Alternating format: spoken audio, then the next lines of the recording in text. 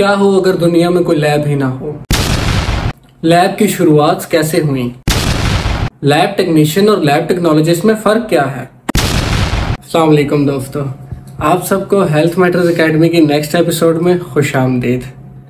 मेरा नाम है मोहम्मद दानियाल और आज हम बात करेंगे मेडिकल लैब की इम्पोर्टेंस के बारे में, इसकी हिस्ट्री के बारे में, और आज हम बताएंगे कि एक लैब टेक्नीशियन और लैब टेक्नोलॉजिस्ट में क्या फ़र्क है। तो दोस्तों, आपने कभी सोचा कि अगर क्लिनिकल लैब्स ना हो तो क्या होगा। आप फ़र्ज़ करें कि क्लिनिकल लैब्स का तस्वर ही नहीं है, हॉस्पिटल्स में या बाहर कहीं भी कोई लैब पाई ही नहीं जाती। आप एक हॉस्पिटल में आते हैं जहां पर एक रूम में आप डॉक्टर्स के पास जाते हैं और 3 डॉक्टर्स वहां पर बैठे हुए हैं। आप उनको जाके अपने सिम्टम्स बताते हैं और आप उनको बताते हैं कि आपके साथ प्रीवियस डेज में क्या इश्यूज हुए और आपको क्या तकलीफ़ हुई और किस तरह से आपने उसको हैंडल करने की कोशिश की, वो हुई या ना हुई। ये मैं इसलिए बता रहा हूँ कि क्योंकि कुछ पेशेंट्स जो हैं वो फर्स्ट डे पे ऊपर डॉक्टर्स विजिट करते हैं, लेकिन सब कॉन्टिनेंट के ऊपर हमारे यहाँ पे पेशेंट्स एक वीक के बाद भी जाया करते हैं हॉस्पिटल्स। तो जब एक पेशेंट डॉक्टर्स के पास गया, उसने अपने सिम्टम्स बताए। अब फॉर एग्जांपल आप आए हैं मेरे पास, आपने मुझे अपने सिम्टम्स बताए, मैं आपकी बात सुनूंगा और कुछ डायग्नोज करके आपको मेडिसिन लिखूंगा और मैं कहूँगा कि आप मेरे ख्याल में आपको ये डिजीज़ है और आप ये मेडिसिन लें। मेरे राइट में जो डॉक्टर बैठा होगा वो कहेगा नहीं, मेरे ख्याल में ये गलत डायग्नोज कर रहे हैं, आपको ये वाली नहीं बल्कि ये वाली मेडिसिन लेनी चाहिए। और जो थर्ड में बैठा होगा वो बिल्कुल ये सोच रहा होगा कि ये दोनों शायद गलत कह रहे हैं और अब मैंने अगर नाम लिया तो पेशेंट हमें मारेगा। लेकिन काश कोई ऐसी चीज़ होती कि जो हमें डायग्नोज करके बताती कि एग्जैक्ट इशू क्या है पेशेंट को। तो यहाँ पे मेरा मकसद किसी भी डॉक्टर को डिग्रेड करने का नहीं है, बल्कि ये बताने का है कि लैब्स डायग्नोस्टिक के अंदर कितना अहम रोल अदा करती हैं। अच्छा, यहाँ पे मैं ये जिक्र भी ज़रूर करना चाहूँगा कि ये बहुत दफ़ा देखा गया है कि जब डॉक्टर्स कोई टेस्ट लिख के देते हैं तो पेशेंट जो है वो टेस्ट नहीं करवाते लैब से। उसके पीछे पेशेंट्स की 2 साइकोलॉजी मोस्टली होती हैं। एक वो पेशेंट हैं जो सोचते हैं कि डॉक्टर तो हमें वैसे ही टेस्ट लिख के दे रहा है, इनका तो कोई फ़ायदा ही नहीं है। और एक वो लोग हैं जो कि सैंपल देते हुए डरते हैं, ब्लड देते हुए। तो इनके लिए मैं कहना चाहूँगा कि आप एग्जाम्पल ले लें कि आपकी एक इंडस्ट्री है, उस इंडस्ट्री के अंदर काफ़ी सारे इंस्ट्रूमेंट्स हैं। अब आपका इंजीनियर आपको बताता है कि आपका फ़लाँ इंस्ट्रूमेंट का फ़लाँ पुर्जा ख़राब हो गया एक, तो अगर आप ये ठीक नहीं करवाएंगे तो हालत यहाँ तक हो सकती है कि आपका जो है पूरे का पूरा या तो इंडस्ट्री बंद हो जाएगा या फिर हो सकता है कि एक इंस्ट्रूमेंट भी ख़राब हो जाए। तो आप उसको कहते हैं कि इसका ख़र्चा क्या है, वो आपको कहता है कि इसका ख़र्चा सिर्फ 5 रुपये है और आप जब चेक करते हैं तो आपके पास उस वक्त होंगे 5000 रुपये। तो आप इस बारे में नहीं सोचेंगे कि यार मैं इसको डिले कर दूं, मैं बाद में देखूं, शायद मेरी इंडस्ट्री चलती रहे। आप तो फौरी से 5 रुपये निकाल के देंगे और कहेंगे कि हाँ यार आप ये ठीक कर दो। तो इस एग्जाम्पल को मैंने इसलिए 5 और 5000 से कंपैरिजन किया है क्योंकि एक ह्यूमन बॉडी के अंदर 5000 ml ब्लड होता है और जब कोई सैंपल लेता है तो वो मोस्ट कॉमनली 5 cc ही सैंपल लिया जाता है। तो इसलिए आइंदा कोई अगर आपको टेस्ट लिखे डॉक्टर तो ब्लड टेस्ट करवाते हुए घबराना नहीं है। सेकंड, जो लोग हैं जो कहते हैं कि डॉक्टर तो बिल्कुल मुफ्त में लिख के दे देते हैं, तो वो भी किसी हद तक तो ठीक है कि कुछ डॉक्टर्स वाकई ही में जो है वो एक्स्ट्रा टेस्ट लिख के दे देते हैं जो कि नहीं भी पेशेंट को ज़रूरत होती वो भी लिख देते हैं। लेकिन ज़्यादातर जो डॉक्टर्स हैं वो आपकी डायग्नोज करने के लिए आपको लिख के देते हैं, उसमें भी कुछ सिनेरियोज होते हैं। कुछ लोग तो कहते हैं, मैंने सुना है कि हमने टेस्ट क्यों करवाना है जब हमें डॉक्टर ने कह दिया आपको तो ये डिजीज़ है और उसने मेडिसिन भी दे दी है। तो इस सिनेरियो में क्या होता है कि एक्चुअली डॉक्टर को वो 90% श्योर होता है कि यही डिजीज़ है, लेकिन वो आपको टेस्ट इसलिए लिखता है कि या तो वो जो टेस्ट लिख रहा है वो उस डिजीज़ को एक्सक्लूड करना चाह रहा है या फिर वो कंफर्म करना चाह रहा है कि आइदर यही डिजीज़ इस पेशेंट को है या नहीं। ये तो हो गई हमारी लैब की डायग्नोस्टिक की इम्पोर्टेंस के बारे में। इसके बाद हम बात कर लेते हैं कि लैब के टेस्ट जो हैं वो आपकी चेक एंड बैलेंस में भी यूज़ होते हैं। चेक एंड बैलेंस कैसे? आपका कभी ना कभी इत्तेफाक रहा होगा, अल्लाह ना करे वैसे, कि कोई एडमिट हो, लेकिन अगर कोई ना कोई आप में से या आपका कोई जानने वाला कभी एडमिट हुआ हो हॉस्पिटल में, तो एक टाइम टेबल होता है, उस पर लाजमी जो है हर आईपीडी का जो भी पेशेंट है उनका लाजमी जो है वो सैंपल लेके लैब में भेजा जाता है। अब ये ऐसा क्यों होता है? ये इसलिए है कि वो जितनी भी आपको कोई फ्लूइड लगा रहे हैं या किसी पेशेंट को ब्लड लग रहा है, तो वो उसका चेक एंड बैलेंस देखा जाता है लैब टेस्ट के ज़रिए कि आइदर हमने ये जो फ्लूइड इनको इंजेक्ट किया है ये हमें और लगाना है या इसकी रोक देना है। इसी तरह अगर किसी को ब्लड ट्रांसफ्यूजन हो रही है तो उसमें देखा जाएगा कि हमें और ब्लड लगाने की ज़रूरत है या इतना इनफ है। अब यही अगर आप एग्जांपल ले लेते हैं एक ओपीडी पेशेंट की, तो उसमें आपको मैं एक छोटी सी एग्जांपल देता हूँ कि अगर फॉर एग्जांपल हमारे यहाँ पाकिस्तान में नहीं, एक्चुअली ओवरऑल वुमेन के अंदर, ओल्ड वुमेन्स के अंदर जो है पाई जाती है आर्थराइटिस की डिजीज़, जिसको हम सादा ज़बान में गठिए का दर्द भी कहते हैं। इसमें क्या होता है कि डॉक्टर्स आपको लाजमी लिख के देते हैं कि आपने 3 महीने बाद या एक टाइम इंटरवल के बाद, जो डॉक्टर को बेहतर लगता है वो लिख के देता है कि आपने लैब टेस्ट करवाने हैं और आपने दोबारा मेरे पास आना है और मैं आपको फॉलोअप में मेडिकेशन दोबारा लिख के दूंगा। अब ये लैब टेस्ट क्यों कराए जाते हैं?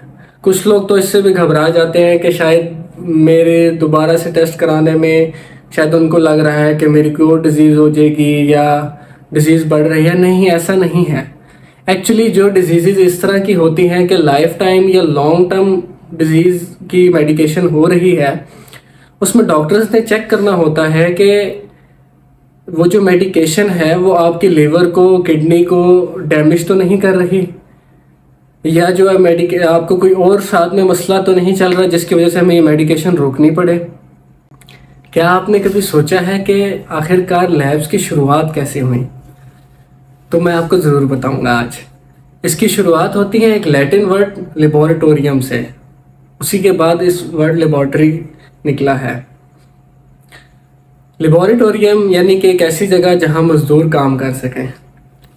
अब ये बात जान के बहुत से लोग मुस्कुरा रहे होंगे और बहुत से लैब प्रोफेशनल जो हैं उनको गुस्सा आ रहा होगा कि इन्होंने हमें मजदूर कहा है, जबकि ऐसा नहीं है। ये वर्ड लेबोरेटोरियम का मतलब बताया है मैंने, लेबोरेटरी का नहीं। प्राइमरली अगर हम बात करें तो लेबोरेटरी की शुरुआत होती है मिडिल एजेस के अंदर, जब अल्केमिस्ट एक्सपेरिमेंट कर रहे थे फिलोसोफर स्टोन और एलेक्सर ऑफ लाइफ के बारे में। अब फिलोसोफर स्टोन यानी कि किसी भी धातु मेटल को गोल्ड के अंदर कन्वर्ट करना, एलेक्सर ऑफ लाइफ यानी कि एक ऐसा शरबत जो आपको इमोर्टल कर दे, आपको ताहयात जवान रखे, एक ऐसे शरबत को एलेक्सर ऑफ लाइफ कहते हैं। अब इत्तेफाक से मैंने ये इस बारे में फिलोसोफर स्टोन और एलेक्सर ऑफ लाइफ के बारे में सबसे पहले बुक अल्केमिस्ट के अंदर ही पढ़ा था, और आप में से भी जिन लोगों ने ये बुक पढ़ रखी है तो वो ज़रूर मेरी बात को समझ गए होंगे। लेकिन उसके बाद मैंने इसके बारे में डिटेल सर्च की कि आइदर ये रियलिटी है या फिर एक बुक का सिर्फ फिक्शन करेक्टर था। इसके बाद साइंटिफिक रेवोल्यूशन हमें देखने को मिलता है 17वीं सेंचुरी में, जब वैन ल्यूवन हुक माइक्रोस्कोप को इन्वेंट करते हैं, और 1628 में जब विलियम्स हार्वे जो हैं वो हमें सर्कुलेशन ऑफ ब्लड डिस्क्राइब करके देते हैं। और अगर हम क्लिनिकल लेबॉर्ट्री की मौजूदा जो स्ट्रक्चर है हमारे पास, अगर हम उसकी बात करें तो एक्चुअली ये 20वीं सेंचुरी में हमें इसकी प्रॉपर स्ट्रक्चर देखने को मिलता है। एक्चुअली जब वर्ल्ड वॉर 2 हुई तो मेडिकल लैब्स जो हैं, जो क्लिनिकल लैब्स हैं, इनको एक प्रॉपर ब्रेक थ्रू मिला उस टाइम पे। और जितनी भी आज हम हेमाटोलॉजी, बायोकेमिस्ट्री, माइक्रोबायोलॉजी वगैरह जितने भी सेक्शन हम आज देखते हैं लैब के अंदर, ये एक्चुअली वर्ल्ड वॉर 2 के बाद ही इनको डेवलप किया गया था। अब बहुत से वो स्टूडेंट्स जो इस वक्त मैट्रिक में हैं या एफएससी एमएलटी कर रहे हैं ऑलरेडी, यानी कि मेडिकल लैब टेक्नोलॉजी के अंदर एफएससी कर रहे हैं, उनका ये क्वेश्चन रहता है कि लैब टेक्नीशियन और लैब टेक्नोलॉजिस्ट में फ़र्क क्या है। तो अगर आप कॉमन फ़र्क देखते हैं इन दोनों के बीच में, तो लैब टेक्नीशियन वो पर्सन हैं जिन्होंने डिप्लोमा किया है जो कि बहुत अरसा पहले तक होता था, अब तो खैर ख़त्म हो चुका है, 1 ईयर का या 3 ईयर का। और अब जो है वो FSc MLT जो है वही टेक्नीशियन है।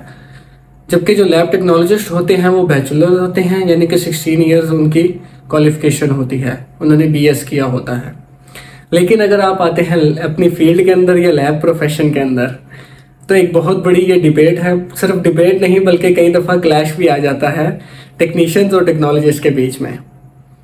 असल में होता क्या है कि जो 50+ के हमारे टेक्नीशियंस हैं वो, और जो हमारे आजकल के टेक्नोलॉजिस्ट हैं, वो एक दूसरे के कॉमन चीज़ें नहीं ढूंढते बल्कि एक दूसरे की बुरा भला समझने की कोशिश करते हैं।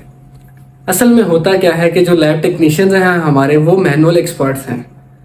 और वो क्या कहते हैं कि आजकल के जो टेक्नोलॉजिस्ट हैं ये तो सिर्फ मशीन ऑपरेटर्स हैं और इनको तो टेक्निकल वर्क ही नहीं आता। और जो आजकल के हमारे लैब टेक्नोलॉजिस्ट हैं वो कहते हैं कि टेक्नीशियंस जो हैं ये तो बहुत स्लो काम करते हैं, इनको तो कंप्यूटर तक चलाना नहीं आता। और हालांकि बात इस तरह है कि जब लैब टेक्नीशियंस जब उन्होंने करियर स्टार्ट किया तब सारी मैनुअल एक्सपर्टीज थी। इसमें कोई शक नहीं है कि लैब टेक्नीशियंस का टेक्निकल वर्क आजकल के नौजवान से बहुत बेहतर है। लेकिन ये बात भी दुरुस्त है कि जो ही एडवांसमेंट होती है किसी भी फील्ड के अंदर, तो उसके साथ हमें एडवांस भी होना चाहिए।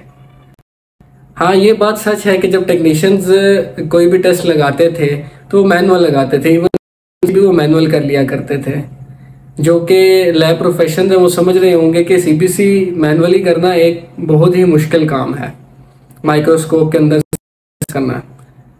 वहीं पर टेक्नोलॉजिस्ट हैं वो कहते हैं कि जो हम रिपोर्टें निकाल रहे हैं वो दिन में 100 200 निकाल रहे हैं, और टेक्नीशियन हैं वो अपने ज़माने में तो 1-2 रिपोर्ट्स निकाल के जो है वो टाइम पास कर लिया करते थे। जबकि ये दोनों ही अपनी जगह गलत हैं। असल में इसका सलूशन क्या है? सलूशन ये है कि हमें एक दूसरे को समझना चाहिए कि जो टेक्नीशियंस कह रहे हैं वो भी सच हैं और जो टेक्नोलॉजिस्ट कह रहे हैं वो भी सच है। और जो एक दूसरे में खामियां हैं वो किसी वजह से हैं। टेक्नोलॉजिस्ट ने मैनुअल वर्क नहीं किया है इसलिए वो टेक्निकली थोड़ा वीक है। जो टेक्नीशियंस हैं उन्होंने बचपन से कंप्यूटर यूज़ नहीं किया हमारी तरह, तो थोड़ा सा कंप्यूटर यूजेज में वीक हैं। तो इसका होता क्या है, असल में इसका सलूशन ये है कि हमें एक दूसरे को हेल्प करना चाहिए, और दूसरे से सिर्फ हेल्प नहीं करना चाहिए बल्कि हमारे ये बहुत एक अपॉर्चुनिटी है हम दोनों के पास कि टेक्नीशियंस जो हैं वो एडवांसमेंट को सीखें और जो टेक्नोलॉजिस्ट हैं वो एक मैनुअल वर्क जो है टेक्नीशियन से, इस दोनों को लर्निंग करनी चाहिए। अगर आपके कोई सवालात हैं या आप चाहते हैं कि मैं किसी ख़ास मौजू पर बात करूं तो नीचे कमेंट्स में लाजमी लिखिए। मुझे आपकी राय का इंतज़ार रहेगा। देखने के लिए शुक्रिया। अल्लाह के निगहबान।